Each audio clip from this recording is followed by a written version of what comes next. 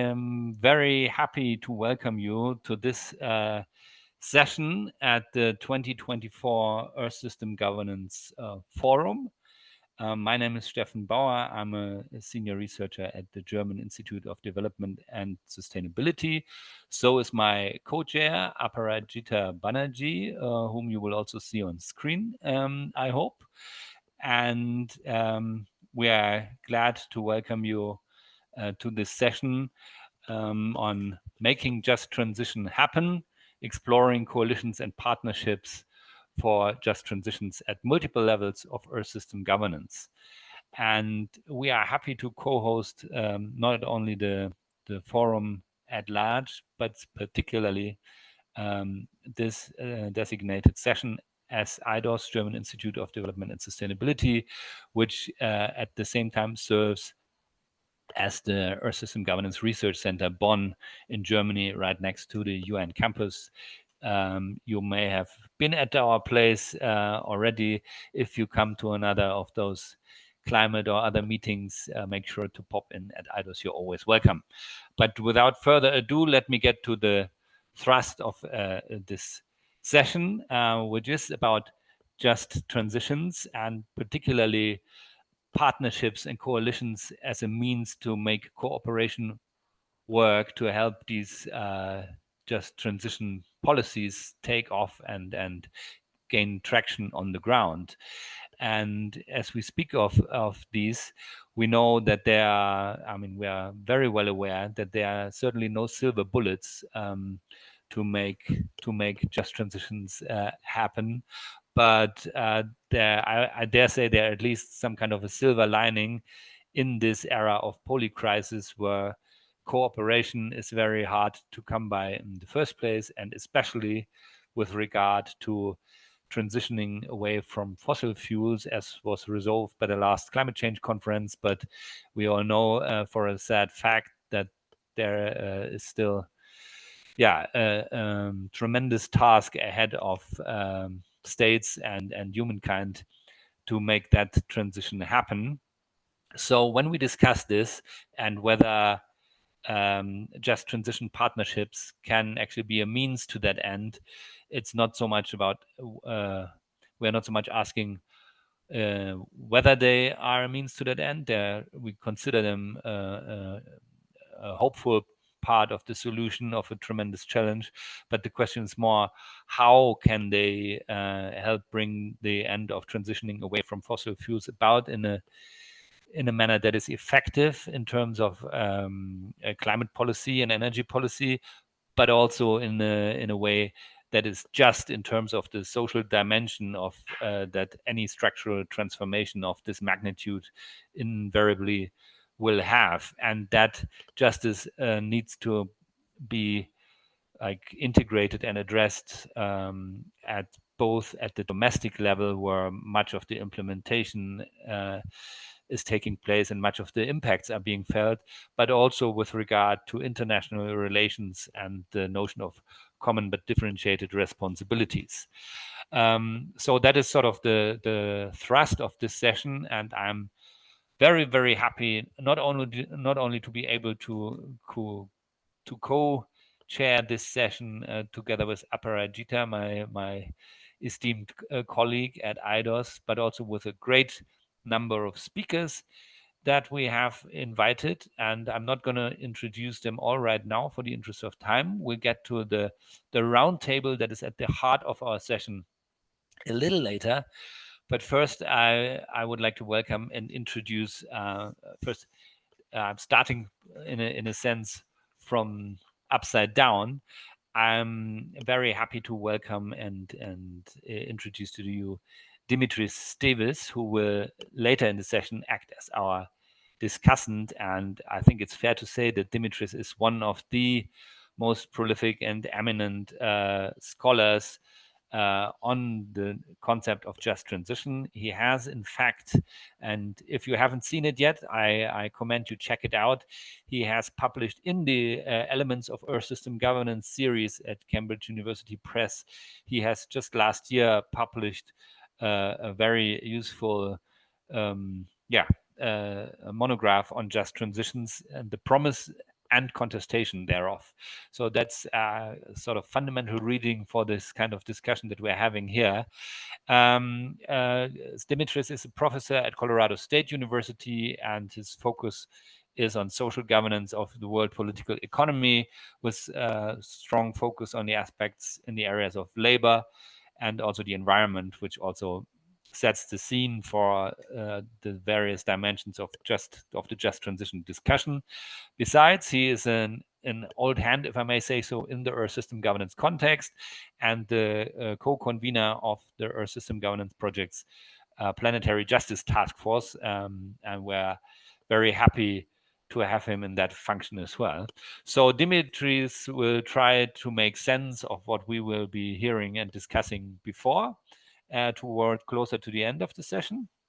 And now to kick us off and to get us started, I am equally happy and privileged to introduce Timmons Roberts, the professor, Ittleson Professor of Environmental Studies and Sociology at Brown University in Rhode Island. And Timmons and I, we go back a considerable way.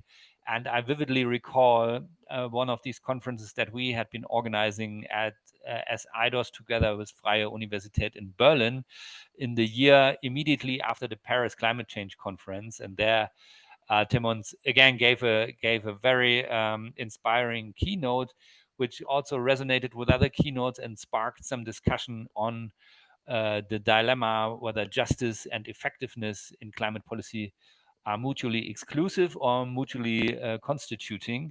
And we, together with Sonia Klinsky and a host of renowned scholars, Timmons was one of the lead authors in that piece that has been published as an editorial in Global Environmental Change on why equity is fundamental to climate change policy research, and discussing that question in greater detail.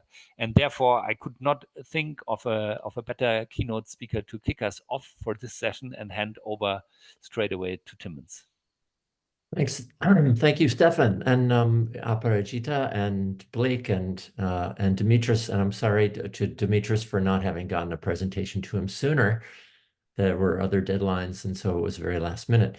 But my job, as I see it, is to be sort of provocateur, to get the discussion going. And I will say that, in 2017, when Donald Trump withdrew the United States from the Paris Agreement, I really shifted to study climate obstruction in the United States, and which I will get to as well. So I'm talking here about sort of obstruction and issues of transition at different levels. And I need to share my screen, make sure I get the right one.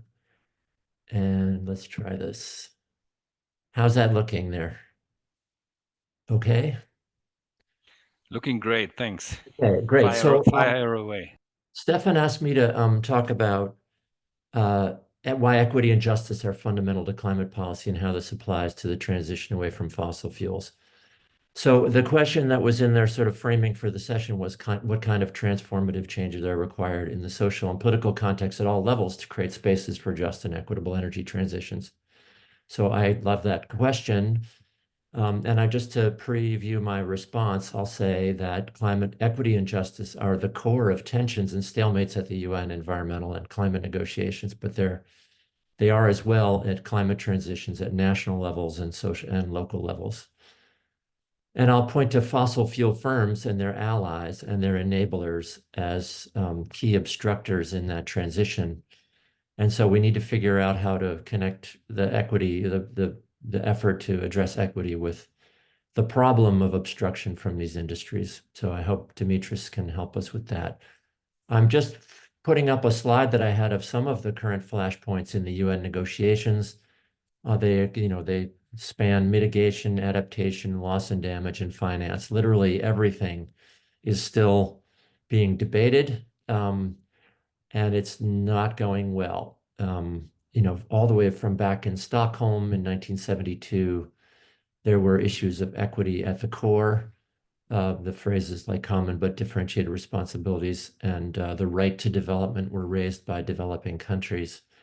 And they basically said, if you want us to work on these issues, you need to pay for the costs that we're going to incur.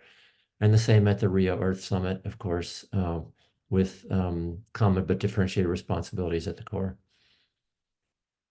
And these slides, we sort of talk a lot about this in the book, Climate of Injustice, with Mizan Khan and David Siplett, my lead author on that book.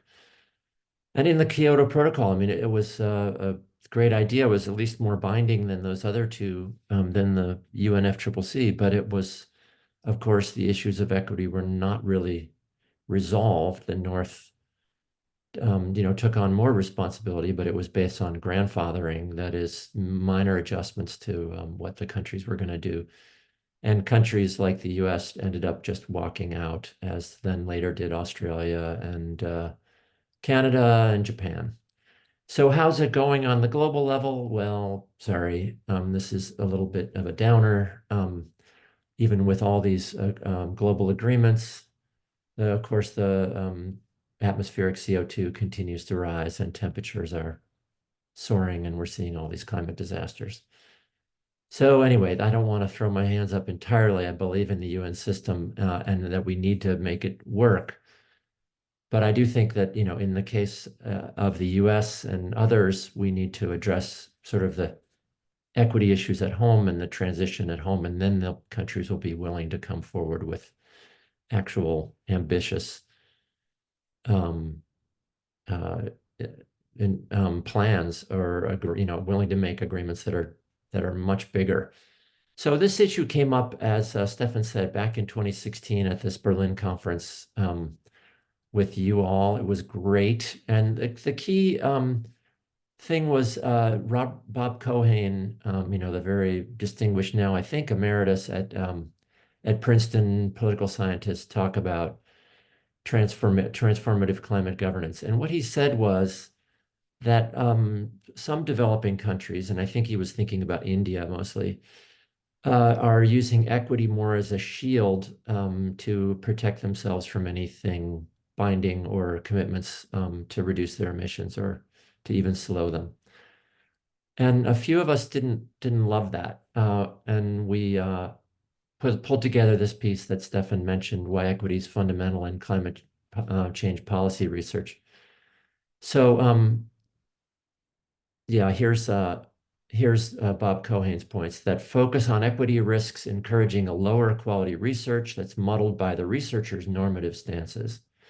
Second, that a focus on equity could seduce scholars into devoting unwarranted time to issues that are less central for politics and climate action.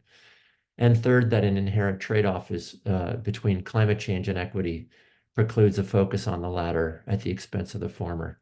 So we really saw equity as a distraction. And we said, no, it's really fundamental, and it's not really a barrier. Rather, it's something that has to be addressed. So, and by the way, this is us characterizing Bob Cohen. So I do want to say it's, it's from our point of view of what we heard him say. So we made 4 points about why we think research on equity and climate is needed, that there's just an obligation to address human well-being, that there's just understandings of justice are essential to political analysis. And this is a point I think really that I believe is really true. If we're going to understand the politics, we have to make people feel like they're being treated fairly. So equity is not always in tension with strong climate action or collective action. We make this point that a lot of groups who are, one would say subordinate, or the groups that are, being taken advantage of, marginalized communities and so on, have some of the strongest support for climate action. And then understanding trade-offs requires really that we take equity into account. And this is a quote from that article, just one part I wanted to read in the middle of it here. Failing to account for equity implications of policy actions required for rapid decarbonization leaves climate policy efforts vulnerable to attack from such pro-status quo actors as fossil fuel companies, who exploit equity concerns to generate political opposition to action. And if we ignore that, we're risking committing to politically irrelevant analysis. As I was pulling this together, I remembered this old book. It's actually much skinnier than the picture there. And I don't know, I've got this weird filter on, but it's a tiny little book by Tom Athanasiou and Paul Baer. And they say basically that um, this moral vision of equity and foundational ethical political principles is itself part of the game and a powerful political force. The way forward lies in taking the just and the realistic as two sides of one single arching imperative. Climate equity, far from being a preference, is essential to ecological sustainability. They're basically saying that people dismiss equity as being not realistic. They say, no, it's not realistic to dismiss equity and justice. So I thought I would take us to one very local case here, and it brings up a lot of issues. That is opposition to offshore wind, which is just taken off here. So we're finally getting away from the targets and timetables and planning stages of climate action here in the US states that are moving on climate. We have pretty ambitious targets, even for 2030. And it involves, in my area of Northeast US, we need offshore wind. It's like could be half of our electricity, as I know Germany is recommitted to.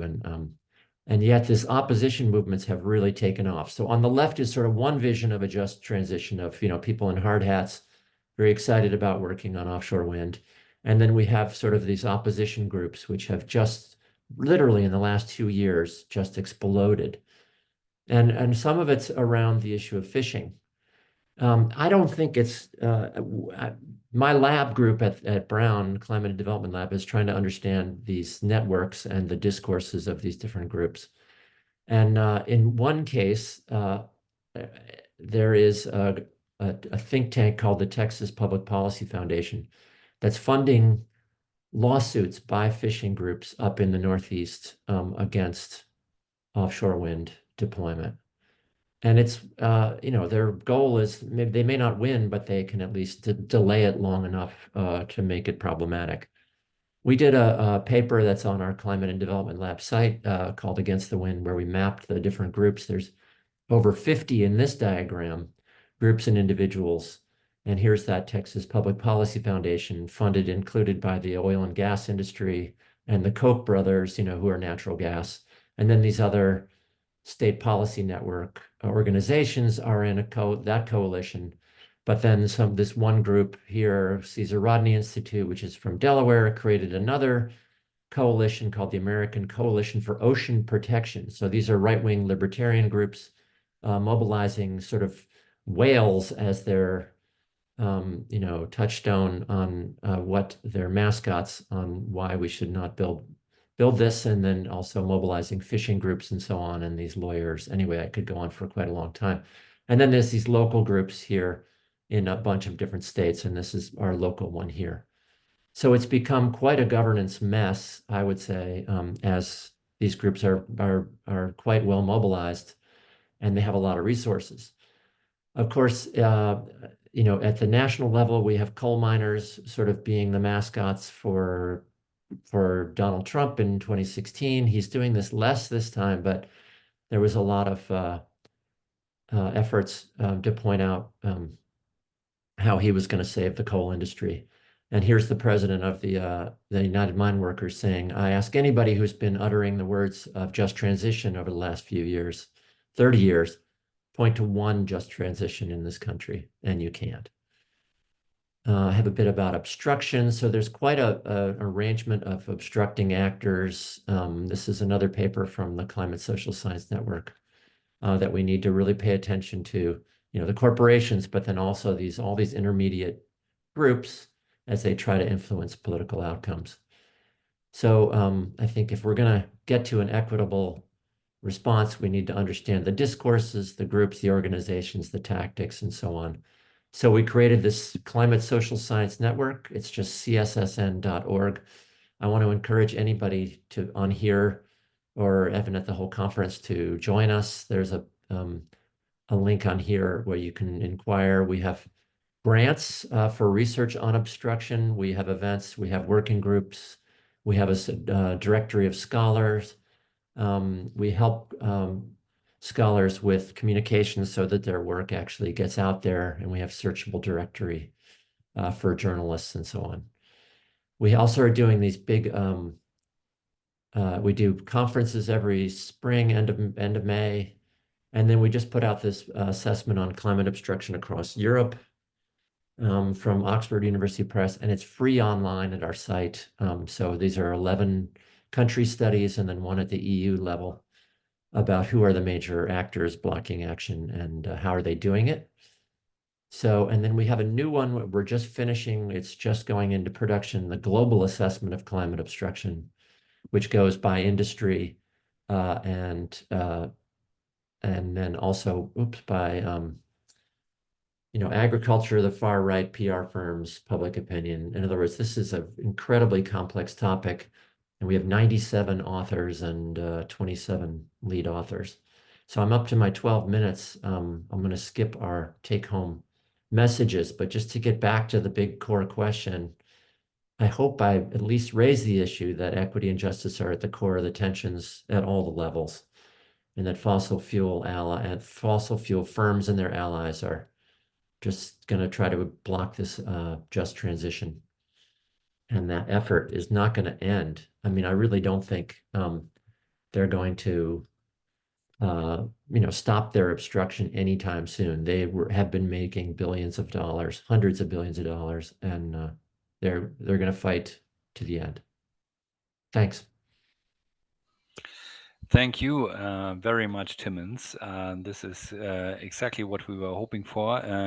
Imagine a big round of applause, which you can't hear in this virtual setting, but I'm sure you caught the attention of our growing audience. And as we let these messages just sink in and also reflect on the notion of obstruction in the context of what might stand in the way of just transitions that we like to see take off, I hand over to my dear co-chair Aparajita to lead us into the roundtable discussion, where we will hear some real-world impressions of, maybe someone can point to that one just transition as challenged by this union worker. Maybe not, but let's hear from the experts rather than from myself. So Aparajita, please take over.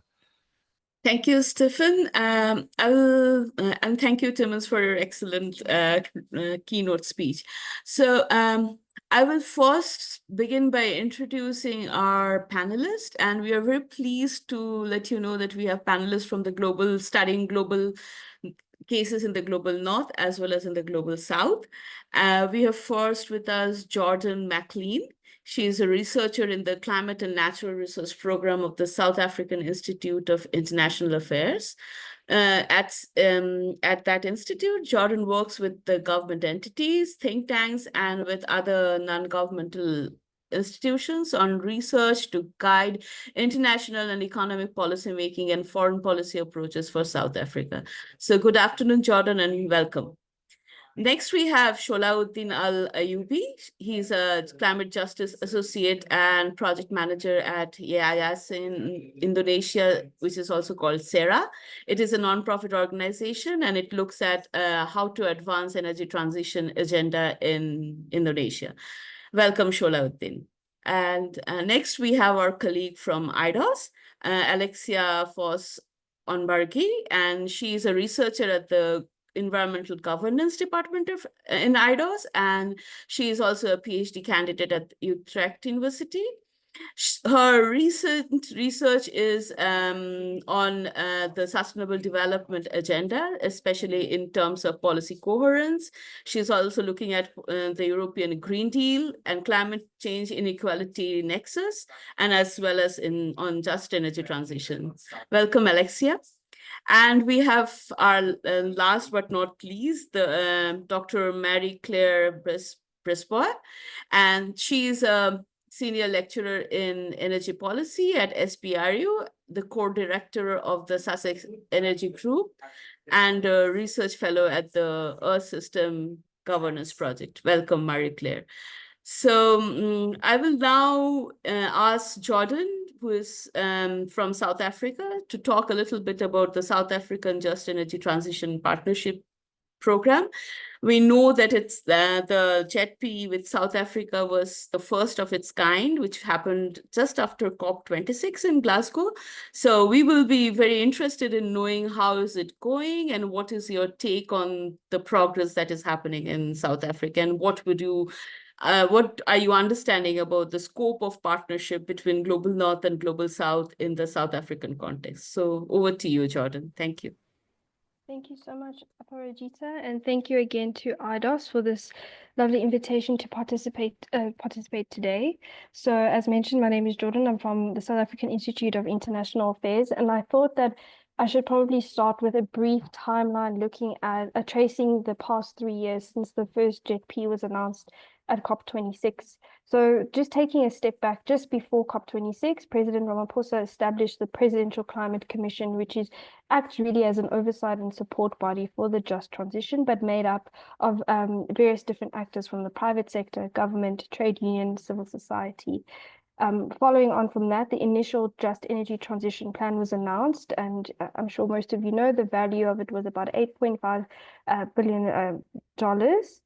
And this has now risen to 12 billion since more partners from the Global North have joined, countries such as Denmark. Additional bilateral financing has also been secured, and this has been made possible by this initial Just Energy Transition Plan. And in the same year, the country's NDCs were revised with slightly more ambitious carbon emissions targets and definitely stronger language on the Just Energy Transition, which we expect as well for the new NDCs that will come out at the beginning of next year.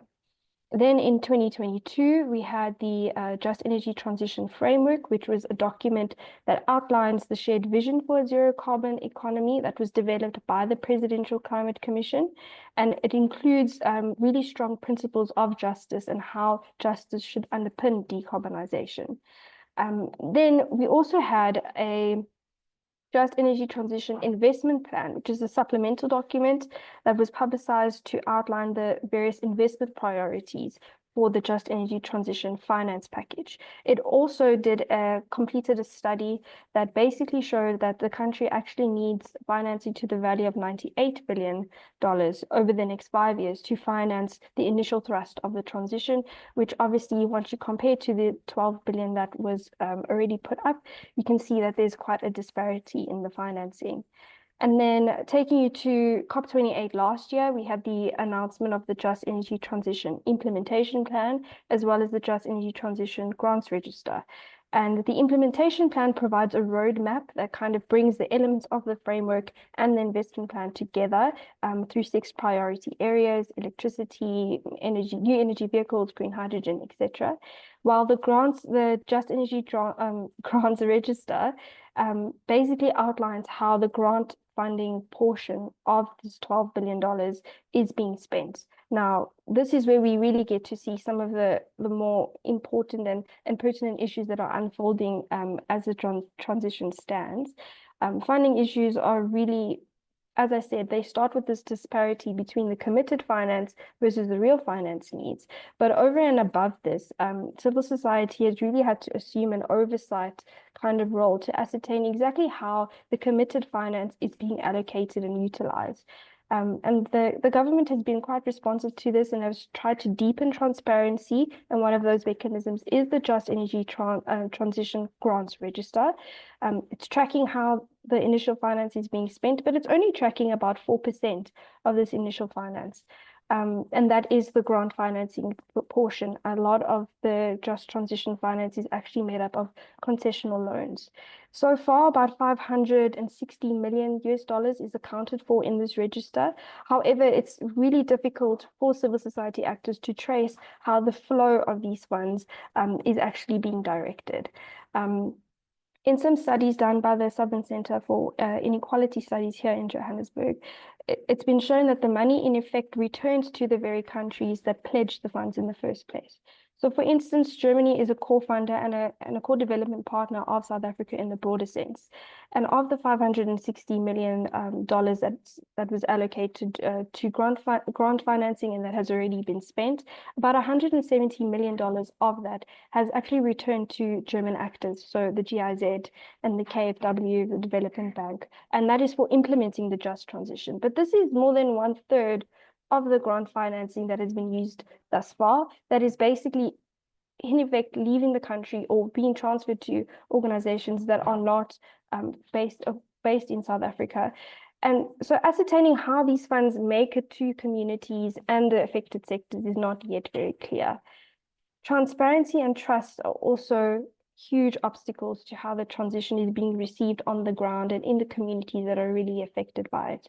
So the state is trying to engineer an inclusive and participatory process, and that's mainly through the Presidential Climate Commission that hosts open dialogues, public debates on the various elements of the just transition, and is also one of the mechanisms where the public is able to receive continual updates.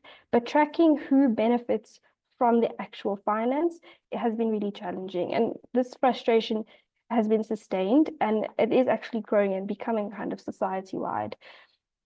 I think I want to also note that thinking around the transition has developed. So this is where we are sort of 3 years later, even though the Just Transition Partnership is engineered specifically around electricity and is one of the core policy responses to the electricity crisis. We now see the notion of a whole of economy transition really gaining momentum. And this is in part fueled by the pervasive climate disaster that we are seeing in our region. So there is a horrific drought affecting Botswana, Namibia, Malawi, and Zambia right now. And for instance, this drought across the region, and I'm sure Stefan can attest to this point, has seen Zambia battle rolling blackouts because hydroelectric dams stand almost empty and are unable to generate necessary electricity. So it's not surprising to see from Zambia that there's been a recent approval for the construction of a third coal power station to kind of mitigate this impact. And the issue is that more fossil fuel energy is not the answer, and this is really a fact that is understood by parts of the South African government, but this reality will continue to be challenged by a core policy imperative for the entire continent, which is to address energy poverty, expand access to electricity. And until access to financing is made easier and debt relief comes to fruition, I don't think that we will see much change and much acceleration in terms of building up renewable capacity. So this is kind of where it stands in South Africa. It's not all doom and gloom. I think the Presidential Climate Commission has really been an important vehicle for bringing awareness to the just transition, bringing awareness to how policy is made and involving different actors in policy making. Thank you. Very much, Jordan. Now I will move to Alexia, who will give us an overview of the coal phase out in Germany. As we know that Germany has pledged to phase out coal by the year 2030, and we would want to know from Alexia what is happening currently, and if possible, if you can compare it with South Africa's case, because I know you have a little bit of South African research as well. So over to you, Alexia. Thank you very much, Aparajita. And firstly, I'd like to thank you and Stefan for inviting me on today's panel. It's a great honor to be here with such distinguished guests. I will briefly go over the Energiewende, which is the energy transition, literally translates to energy transition in Germany. Just to say that Germany has pledged to phase out coal by 2038, not 2030. So a bit longer there, and something that has really been seen as a roadblock to reducing emissions and to keep in line with the Paris Agreement. So just to say that the Energiewende is really built on 3 pillars. 1 is reducing greenhouse gas emissions, 2, reducing energy inefficiencies and increasing energy efficiency, and 3, phasing in renewables. And what's interesting is that the Energiewende really does translate to energy transition, not just energy transition. And I think this is a very important point, because what I have found in my research is that social justice considerations seem to be largely absent in a lot of the policy making, in the policies and the laws and the strategies that are being developed in Germany to meet these three overarching objectives. Now, the social justice component was very, very well integrated into the coal phase out. So there was a coal commission that was set up in 2018 to decide on when to phase out coal. And the fact that that even happened, I think is a big deal, because Germany is very reliant on coal. Its whole industry base is very reliant on this fossil fuel. And so the fact that there was an attempt to actually bring to the table a coal phase out was considered by some to be a great success story. Now, I've done some research on the policy decision-making processes within that commission and some of the flaws and some of the issues with representation in that commission. But what was very clear is that social justice was especially sort of dedicated to workers, coal mine workers, coal regions, and coal companies.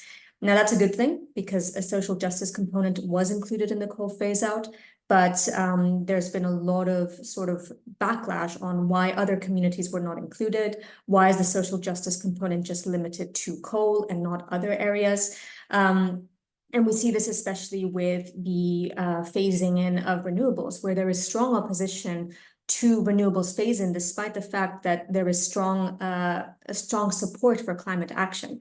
And part of the reason is because of perceived distribution of unequal burdens and benefits of wind, huge bureaucratic hurdles to get involved with onshore wind, little opportunity for citizen initiatives to sort of connect to the grid and to get involved. And I think that largely reflects a lack of social justice considerations within the rollout of onshore wind. And in fact, in Germany, there's a very controversial rule called the 1,000-meter rule, which is a law that is to be implemented at the discretion of each state, which basically says that there must be 1 kilometer between wind turbines and residential buildings. And that leaves a lot of states that are densely populated with not much space to roll out wind, including in North Rhine-Westphalia, which is where Bonn is based, and where there are furthermore a huge number of biodiversity hotspots and reserves. So in terms of comparing with the social with South Africa, I would say that the South African just energy transition and just transition, I think, has social justice components much more embedded into them. That's unsurprising, because the National Development Plan in South Africa is very much focused on reducing inequality, increasing employment, and reducing poverty. So it's unsurprising that there is some coherence between the Just Transition Framework that was published by the Presidential Climate Commission in 2022 and the NDP and so on and so forth. Whereas that social justice component in the Energiewende in Germany, I think, lags behind a little bit. So those are my 2 cents on that. And yeah, I look forward to any questions. Thank you. Thank you very much, Alexia. Now I will move on to Marie-Claire. Oh, a big round of applause to Jordan and Alexia. Now, yeah, I was keeping that for the last. Yeah, Marie-Claire, over to you. Sure. Thank you very much. And I'm going to talk a little bit about the EU more generally. I just have to say that in terms of partnerships and cooperation, the role of the EU itself in realizing the progress that we've seen towards transition and just transition across the EU, it can't be overstated. It's the reason why it's happening. But that doesn't mean it's going perfectly or easily, as Alexia was saying. So we've seen the EU has, many of you will know this, but the EU has a just transition mechanism with a just transition fund. We're seeing good rollout of those funds. We're partway through the implementation period of that. It's over 19 billion going out to member states to help support transition processes.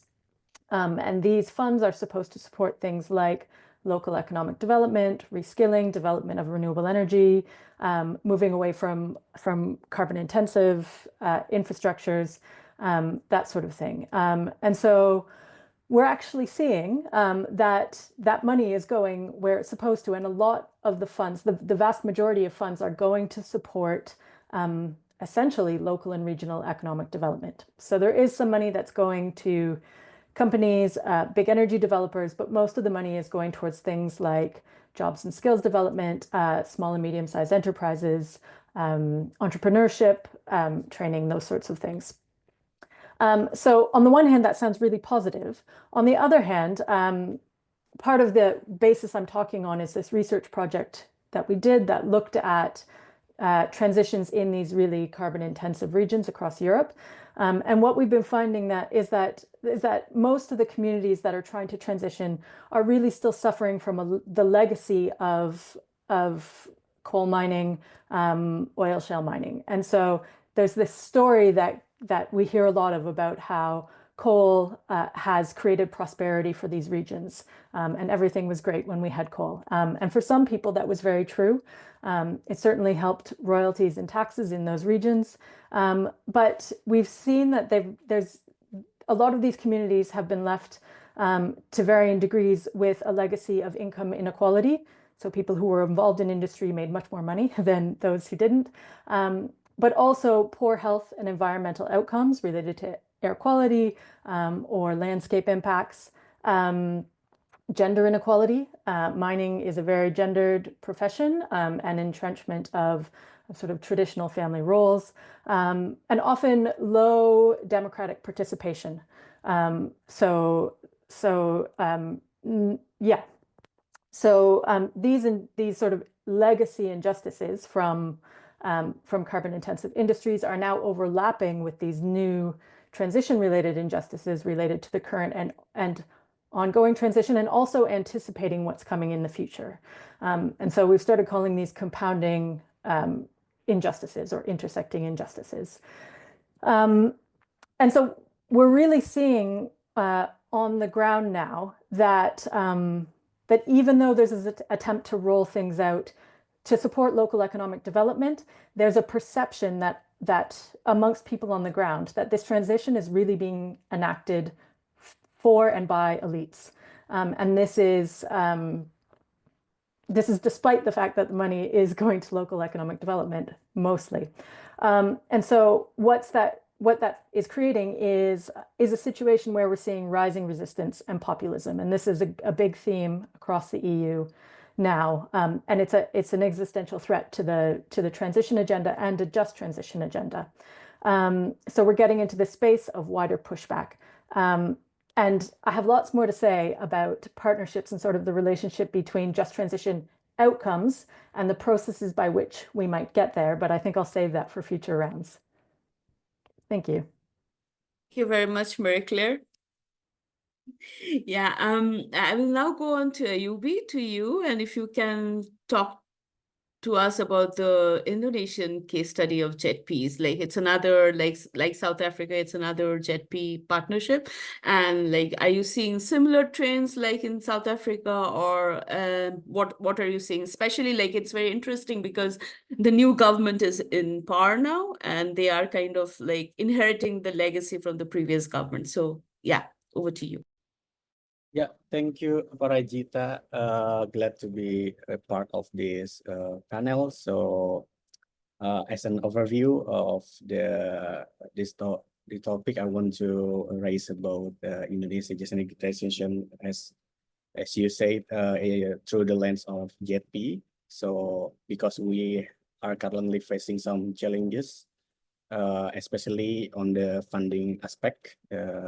Highlighted in the JETP document. So, but first, I want to put the context for your information that when we talk about just energy transition agenda in Indonesia, it's the narrative is elites rather than being discussed in public, because last year I've tried to capture the discourse of this topic in news and social media over Indonesia. So we found that there is still a lack of awareness in public to talk about the just energy transitions. And also the discourse of the just energy transition in Indonesia are more driven by international agreements rather than the determination of our national agenda. So there is a lack of like national dynamics and the capacity of our local actors to maintain these policy issues. So talking about Indonesia, as you might know that our energy landscape remains heavily reliant on fossil fuels. Approximately 60% of our electricity generated still from coal. So while the government has set an ambitious target of achieving 23% of its energy mix from renewable source by 2025, but unfortunately, we currently stand at about 13. So we try to push the acceleration of this energy transition because we believe that this transition is crucial not only for meeting the climate goals but also for fostering long-term sustainable economic growth. But from the government perspective, that we are facing about the cost of energy transition that is very expensive for us. So we need like for instance fundings for the coal power plant phase out until 2050 is approximately about 32 billions. And on the other hand, we must increase our capacity and ecosystem of renewable energy with an investment value around 1.2 trillion. So basically, this energy transition funding is very expensive. So we need some help from others to accelerate this renewables energy. And as you know that we've got JETP. The JETP framework aims to mobilize 20 billions over several years. But the current update says that we've got in total 21.6 billions. It's kind of big funds, but the funding dynamics raise some critical concerns because a significant portion of the 21 billion is earmarked as loans rather than grants, which is warrant our attentions. Like JETP conventional financing almost in 50% that we got from the G7s and G-Fans. And I don't know why, like all Japan's and EU, European Unions give us for conventional loans because this is a big issue in Indonesia because it will threaten our economic, national economic aspects.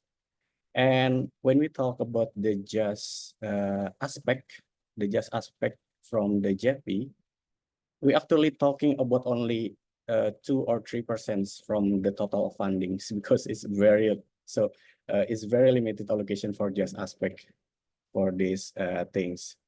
And that's why we are facing very huge in finance in terms of financings, and this is what we are trying to do with the governments, how we can make another investment, because if we don't get enough funding there, we cannot do this properly. So Prabowo, as that will be officially running the governments in this 20th October, I think doesn't take this this agenda as a priority because they have like another priorities that related to other things like the construction of the new capital city and other social assistance that become their their visions. So Prabowo will focus, I think, more on the energy security for the developments, not the energy transitions, because because he has an ambitious economic growth by 8%. So Prabowo has emphasized the economic growth and industrialization as a cornerstone of his agenda. So this focus may prioritize immediate economic gains from traditional industries such as mining and fossil fuels. So yeah, if policy favor short-term growth over sustainable practice, it could create friction with JP objectives. I think that's all for me. Thank you, Aparajita. Thank you very much, Ayubi. I am looking at the chat and I don't see any questions. So I will ask the participants if you want to post any question to post it on the chat Q&A tab. So while we wait, I have a few questions. So I have been in the position of looking at both the Global South and the Global North JETPs and what's happening, and especially with what's happening in the Just Transition funding mechanism as well in the European Union. So my first question is to you, Jordan. Do you think the social infrastructure, or how South Africa having a history of like, you know, social movements and stuff, has it played an important role on how engaged the civil society is there with the Just Transition partnership project? Like they're more aware, or what will be your take on that? I think it's definitely had a legacy sort of impact. So in South Africa right now, as I mentioned, civil society is really still playing that oversight role in trying to understand and interrogate how finance is being allocated, and to try and assess and monitor the impact of this finance and the impact of the just transition sort of rhetoric on the ground in specific mining communities. We have a few sort of legal / journalistic institutions that really play an important role in terms of highlighting what the reality is on the ground. Civil society also plays a really important role in stopping the development of environmentally destructive projects. So new coal-fired power stations, it's really up to civil society to put together cases and represent local communities in a bid to stop those poorly planned and poorly thought out projects on the ground. But equally so, within the Presidential Climate Commission, we've seen a little bit of a change. There's been a shift in some of the commissioners. Obviously, our government has also changed. So a few of the governmental positions have changed, and so to their particular views on climate change and the environmental agenda. But we've seen a few commissioners join the Presidential Climate Commission who come from either a trade union background and are very influential in that space, or from a civil society background, specifically the Center for Environmental Rights. So we have environmental lawyers now playing a really important role within the Presidential Climate Commission. I think also there has been a change in terms of public education on the just transition. It is constantly referenced in the State of the Nation address by the president at various different levels of government, and especially because we are transitioning to more of a whole of economy transition outlook. You see elements of the just transition filter in with our Ministry of Agriculture, for example, and of course now we have an electricity ministry separate from our mineral resources ministry, and both of those do contend with those kinds of topics. I will say though that trade unions especially were quite late to the party, but we must remember the Just Energy Transition Partnership was kind of a government to government negotiated package. Civil society and other stakeholder groups were not necessarily involved in the discussions at COP26, which has been an issue that has followed us throughout the evolution of the transition. But now with the trade unions kind of making their mark on the transition as it stands now, they are a little bit late. Some ground has been lost, and there's still a contestation because the loss of jobs and those negative impacts on income and livelihoods is really at the core of what kind of holds people back from really taking ownership of the just transition. But we're seeing a little bit of a change. Yeah. Thank you very much, Jordan. I will now move on to Alexia. So So Timmons, in his keynote address, he's mentioned about the communities moving against offshore wind farms, and a lot of it is kind of like it's been shown that it's driven by the fossil fuel lobby in the US. But in Germany, when you are seeing local resistance towards the wind farms, do you think it is because of the fossil fuel lobby, or is it because very organically community based and they're coming up and out and they are kind of organizing to protest against the wind farms? Thank you for your question. I'm sure there's some lobbying by the companies, but as far as I've understood from my own research, there really is a lot of local resistance.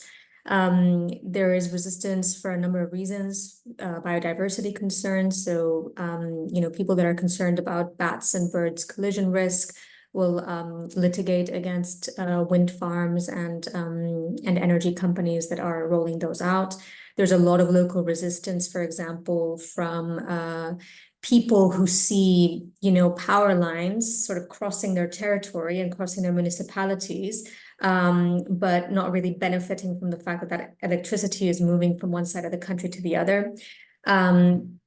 There's a resistance from people who are unable to engage in citizen-owned energy, who are unable to sort of have that capacity to create their own energy and not be so reliant on the big energy players. So I think a lot of it is actually quite organic. And as I said, this perceived injustice around the burdens and the benefits of wind. So a lot of wind is actually produced in the north of Germany, a lot of onshore wind, and a lot of it is consumed in the south of Germany. And so there is this perceived, inequality in terms of the burdens of wind. There's also concerns, some of it spread by misinformation campaigns, concerns around the health issues associated with wind.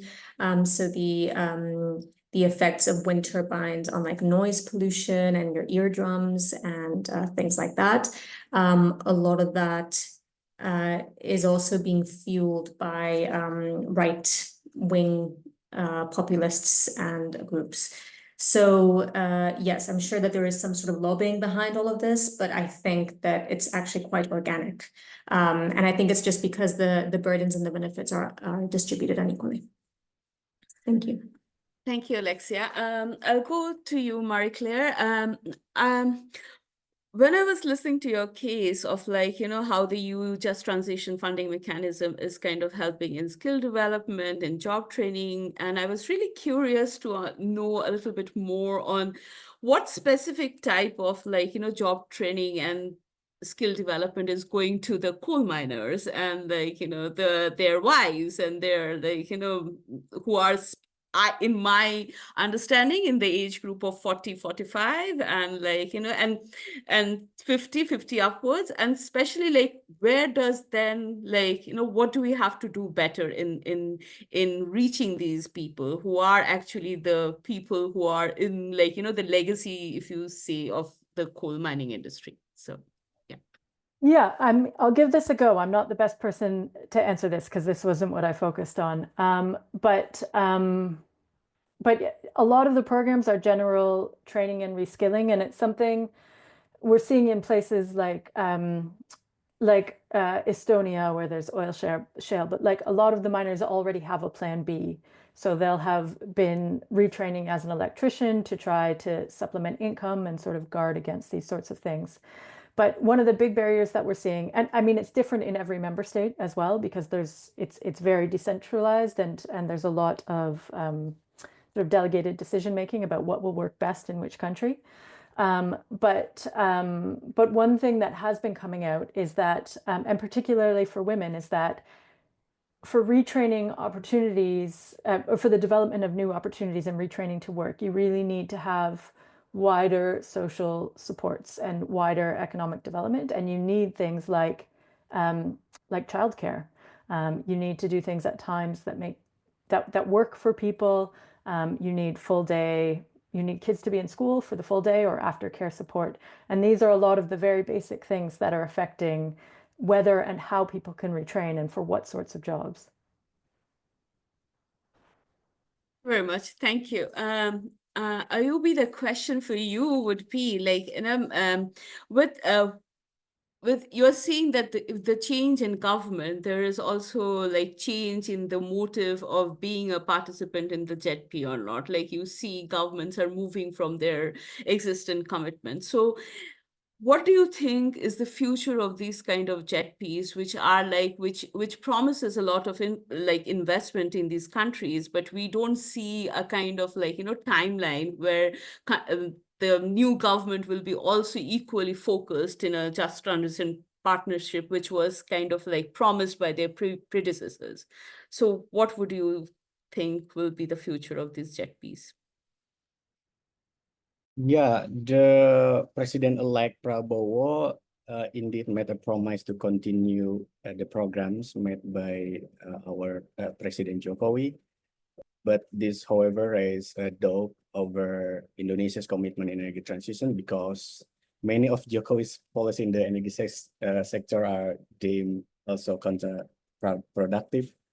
So I think without any practical mitigation actions from these new administrations, such as the early closure of the power plants and the reductions of both fiscal and non-fiscal incentive for fossil energy, then it will be difficult for renewable energy to compete with fossil fuel with fossil energy, which is given incentive from the governments for so long. So yeah, they referring to Prabowo's campaign in the last months, like the utilization of renewable energy, as well as the clean energy is less progressive than expected due to many reasons. First, there is yet a target of renewable energy percentage rate in the energy mix. And I think another reasons is their intention to revise all regulation which hamper new investment in the new energy and renewable sectors. But the terminology of new energy, which is a big issue in Indonesia, still dominates. It's being like become a priority rather than renewables energy. So I think it's quite challenges in Indonesia, but I think let's see what is. I hope there is a breakthrough in terms of policy from the next government. Thank you very much. I will now hand over to you, Stephen. And I think we are running short of time, so if we can bring in Dimitris. Indeed, it is already. a fascinating discussion, and I would be very tempted to have more follow-up questions right now. But with so much food for thought and diverse impressions from these various just transition efforts already on the table, I would, in the interest of time, now hand over to Dimitris to help us make sense of the diversity as well as the commonalities of challenges and progress we see from what we just heard. And I already introduced Dimitris at the beginning of the session, so I don't need to do so again, but just this is the time for, as I said, arguably the eminent scholar on just transition, who also dabbles into the practicing of just transition. So we are all, I'm sure, very eager and curious to hear from you, Dimitris. The floor is yours. Thank you so much for inviting me. So I want to talk about a few things that emerged from the presentations that this very informative presentation were made, also from what Timon said, and also some of the questions that were put in the chat box. And the first issue, and one I think is very important for further research and continuing research, is the interface between the local and the translocal. It's very apparent at the level of who gives the money and who receives the money, but also in one of the questions in the question and answer, I was very surprised to learn, and I shouldn't perhaps be surprised, that a lot of the coal plants in Indonesia are owned by foreign interests. So there is this dynamics of local and translocal, evident in South Africa, evident in Indonesia, but also in the European Union. It's important for us to map if we are going to empirically and systematically understand what is happening, who is really involved, and kind of deify the local. Which brings me to the second issue that was raised in particular by, I believe, Marie-Claire, that the local needs more research. It needs to be unpacked. It is not homogeneous. It is not of one kind. And this is also something that I have learned myself recently from following the just transition from coal in Northwest Colorado. There is a lot of variability, not only in the ways that particular people and particular entities are connected to the translocal in those places, but also, of course, a great deal of inequality between men and women, of course, migrants and non-migrants, and on and on and on. So that is, I think, very, very important to not reify the local in any way, to not think that somehow the local is of one kind. The third thing that was raised, and it was raised by all of them, but certainly was raised by Alexia, is that, well, also everybody actually, social justice. Social justice for whom? Who should be included? Men? Women? What about instances where social injustice is baked into the particular policies, into the particular political economy, into the particular place, into the particular translocal relations? How do we deal with that? How do we at least recognize it so that we don't leave out people because of their gender, because of their ethnic status, because of their age, and on and on and on? And I think that's very, very significant for another reason, because quite frequently we end up equating workers with unions.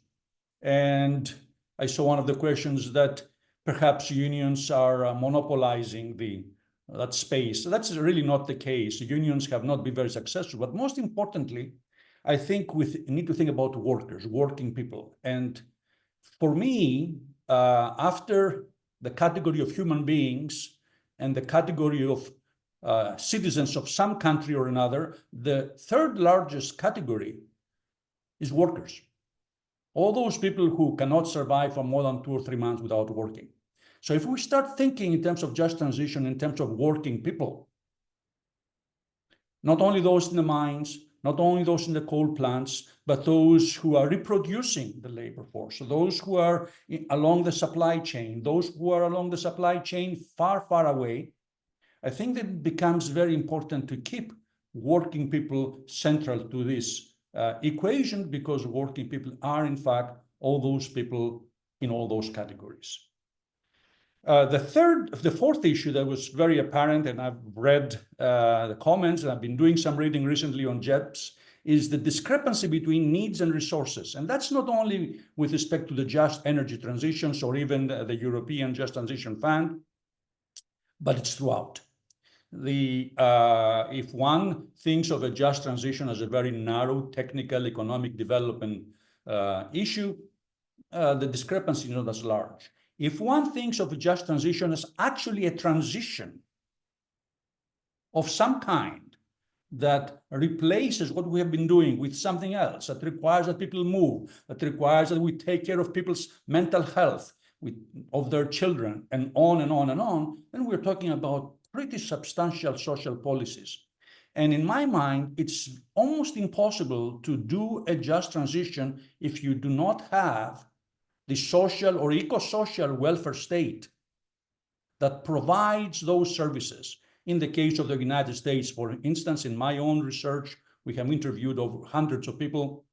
Their first concern is not unemployment, which we thought that would be, it's healthcare. And it's healthcare because in the United States, you have healthcare if you are employed.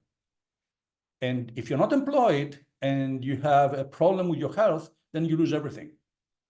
You can find employment, but you don't have enough money to pay for the hospital, to pay for mental care, and so on.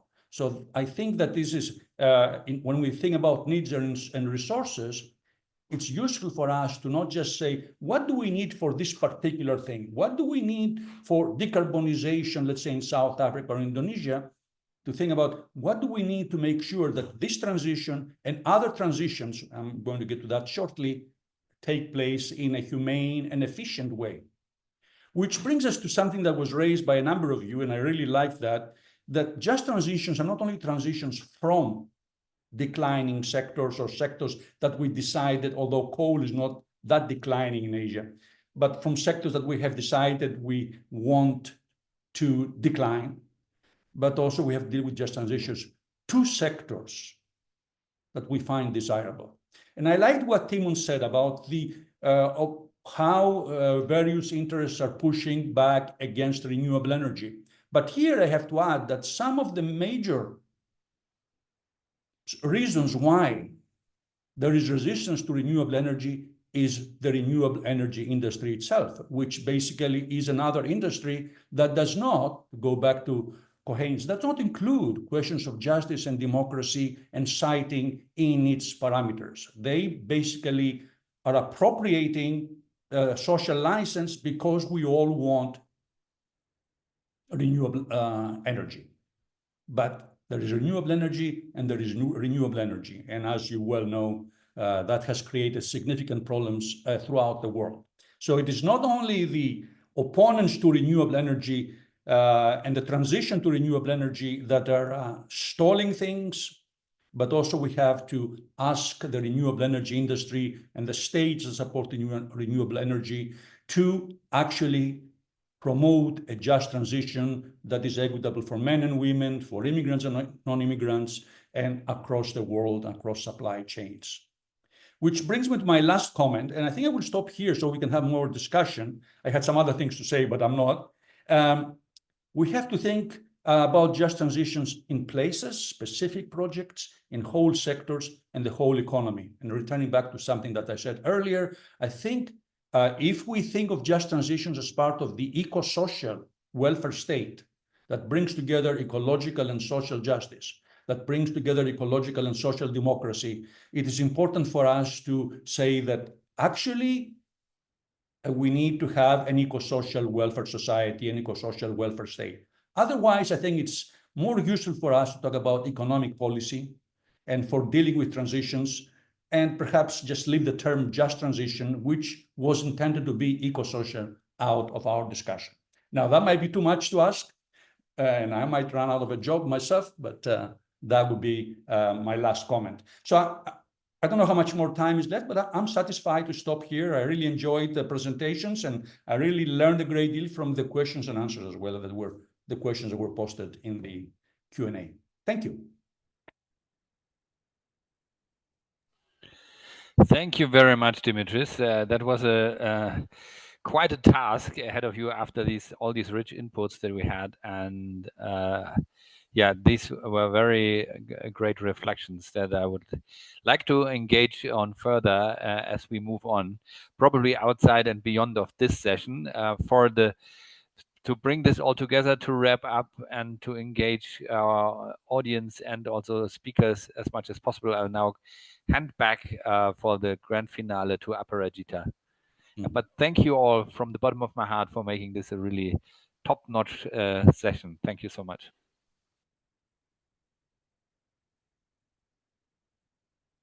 Thank you very much, Dimitris, and thank you very much, all the panelists. We have a couple of questions in the Q&A, and thank you. I think two of Ayubi and Jordan, you have also answered two of the questions, but we have a couple more. Ken, if you are there in the audience, you can ask this question directly to our panelist, and we can unmute you if you're interested, or I can read your question. Okay. Can you unmute Ken? Blake?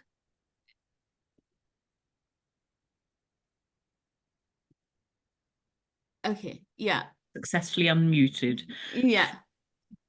Go ahead. Right. in the UK, there's a very lively just transition debate going on in Wales, where I work at the moment, about closing a major steelworks. And the discussion has been very much dominated by the trade unions, perhaps to the extent where it's drowning out some of the other broader community concerns about the issue. So I just wondered what people thought about the fact that just transition, certainly in its origins in the ILO, etc., has been very strongly union-led, and if that might be, in some cases at least, artificially closing down the debate. Do you have anyone specific you're asking this question, or I can ask Dimitris? Anyone who wants to have a go. Yeah, I think Dimitris is the best. Well, yeah. I like to, labor unions do not agree on just transition. A lot of labor unions are vehemently opposed in the past and the present. And amongst those who support just transition, there is variability. There are those that have adopted, against significant odds, an eco-social approach going back to the 1970s in some ways. And certainly more in the case of the United Kingdom, of course, the Lucas Plan was probably one of the exemplars of this approach. But in our days, it is also the case that some unions who historically have been focusing on jobs, and in particular green jobs, have added just transition to it. However, if we think of just transition as affecting also not only the workers, not only the unionized workers, but community and society at large, it is possible, I think, to differentiate amongst different union policies from those which are more particularistic to those which are more inclusive and are trying to include and empower working people in general and communities in general. I want to return back to that, the distinction between working people and communities sometimes I think is problematic, because in those communities most affected, most of those communities depend on working either directly or indirectly for the entities that are about to be transitioned or cited. So I think you're right. I think we need to be very attention. But the point is that I think the union approach is variable. It is not necessarily one that we should not look at critically, but I'm also concerned that quite frequently the narrative of unions are driving this is a way of actually disempowering and avoiding unions, because one of the most difficult things for states and corporations and some non-governmental organizations and environmentalists in particular is to have strong, powerful, and democratic unions. A friend of mine, a unionist and environmentalist, has told me that the Achilles heel of labor is climate, while the Achilles heel of everybody else is work. Thanks. Very much. And there is another question by Ken, and he is asking, hopefully is he, how are domestic policies mediating between the politics of climate obstruction and quest for just transition? And what are the implications of global climate cooperation? I think this question, I think Timmons will be, if you are interested in answering this question, because, yeah. Thank you. Ken is online. I'm going to pass it on to somebody like Marie Claire or something like that. Yeah. Gordon. I mean, yeah, well, I can give this a go. One of the things that's really come out of the work that we've done is that there's a big difference between just transition outcomes and the targets and sort of the plans and programs that have been put in place, and just transition processes. And so the actual nuts and bolts of who's included, how's included, how they are included, how these decision-making processes happen domestically, and even down to the level of local areas and regions. And some of what we've been seeing in more progressive places, or places that are trying things a different way, are really much more collective processes of trying to gather people's voices in, to actually listen to people, and use those voices and those ideas to create local economic development plans. So there was a good example of this in Slovakia, where there was a region that tried to do this, and then they sent it up to the national level, almost got written out by the consultants who were doing the national work, and then through a lot of effort, those citizen sort of bottom-up voices got put back into the plan. And so I think that's actually one really promising way to think about a connection between what's happening domestically and even locally up to the level of global coordination, because it really is finding ways to think systemically about how can we, it's essentially a lot of time and work. It's a lot more work than doing things from the top down, deciding things in sort of international meetings and treaties and organizations and sending it down, but really having this balance between global coordination and allowing that space for these sorts of processes to happen. And it will inevitably slow down the rollout of any sort of transition, but the trade-off is that it might actually happen. Whereas if we try to force things through and do it more quickly from the top down, then we're just going to end up with sort of the populist backlash and the resistance to renewables that we're seeing.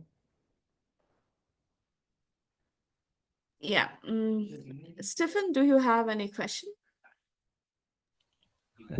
Well, I have many questions now, but I'm also having an eye on the clock and would rather give other of our speakers opportunity to respond. I think that just popped up one more question in the. Oh no, that was Ken's question that has just been entertained by Mary Claire.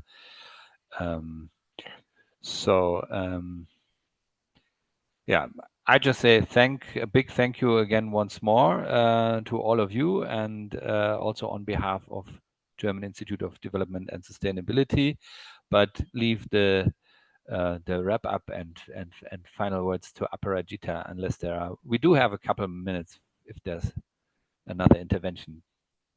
Yeah, Tertras, you are unmuted if you want to go ahead. No, I don't have anything else. No. No. Okay. Is there any other question the panelists would want to ask each other?